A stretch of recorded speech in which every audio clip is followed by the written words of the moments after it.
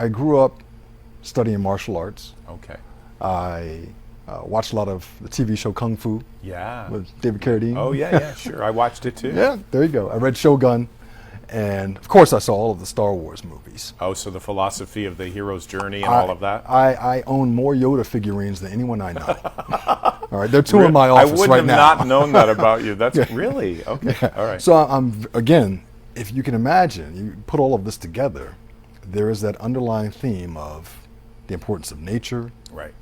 Right. How does Kung Fu start out? We learn from the crane, you know, Yes, sort of thing. yes, and yes. the interconnectedness of all reality. Yeah.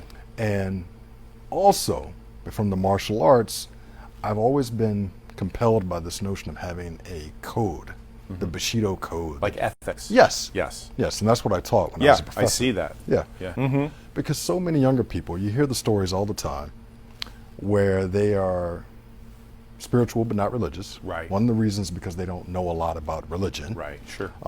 And many of these kids have no moral compass. Mm-hmm. They have no guidance when things get chaotic. And as we all know, the world is very chaotic. Yes. We find that on a daily basis. Yes. And what drove me crazy as a philosophy professor, I would say to these kids all the time, look, you can be a utilitarian, you can be an Aristotelian, you can be a Kantian, but just pick something. Right. Just grab onto something Right. to give yourself some direction so that when things do get chaotic, you have a rock to grab onto when you're in the sea Right. of life.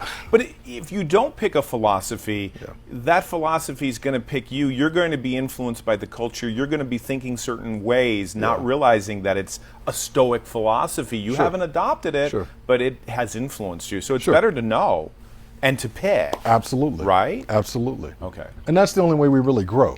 And ever since I was an undergrad, I was an RA, a resident advisor, and then since then, my whole life has really been devoted towards helping young people become better people. Well, you do their fuller leadership. selves. Yeah, You do leadership I here. started a nonprofit called Students of Character, Right. which is about creating students of character. Which is ethics, Ethics, morality, yes. having a philosophical background, right? I would assume. Right, and I do volunteer work with the School for Ethical Education, Okay. which really kind of gave me the idea for students of character. Nice. And it's the same thing, a lot of philosophically based character education.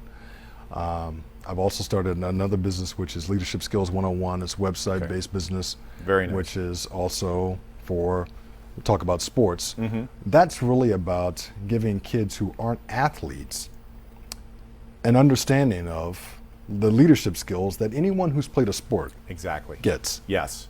Yeah, that's subtle, but it's there. Right. Yeah, it's very, Right. very much. And you said something during the break. You said if you don't really understand philosophy, philosophy will get you or influence you. Right. Right, What do you right. mean by that? Well, just the fact that, as you mentioned, philosophy, it underpins a lot of things that we don't recognize. For example, when I was a professor, every semester that I taught a section on existentialism, I would show the film Batman Begins. Why? Because that film is all about existentialism. The existentialist is a person who says, well, yes, the world around me is chaotic. I have to manage myself, Right. find myself in whatever way to overcome that chaos. And you have to have a commitment to some values to give yourself that sense of self. And I said, you've got various characters in this movie who evince this existentialist ethic, whether we're talking about Bruce Wayne. Wow. He's got chaotic Gotham all around you. His girlfriend, Rachel Dawes, who's committed to helping the good people of Gotham, despite the fact that it's crumbling around her. And I said, I'll tell you what, as far as I'm concerned, the most existential character in the film is Alfred. Wow. Everything's chaotic. Yes. I love it. Everything's collapsing. And he centers his life on what? Taking care of the Wayne family. For generations. He's committed He's committed to the one thing. to the one thing. Wow. It gives him stability. So, the parents get killed, and he's got to take care of little Bruce. I will take care of little Bruce, no matter what. Wow, Bruce okay. grows up, he keeps taking care of Bruce. Right. How do you want to be remembered? And I know we only have a few minutes, but Sure.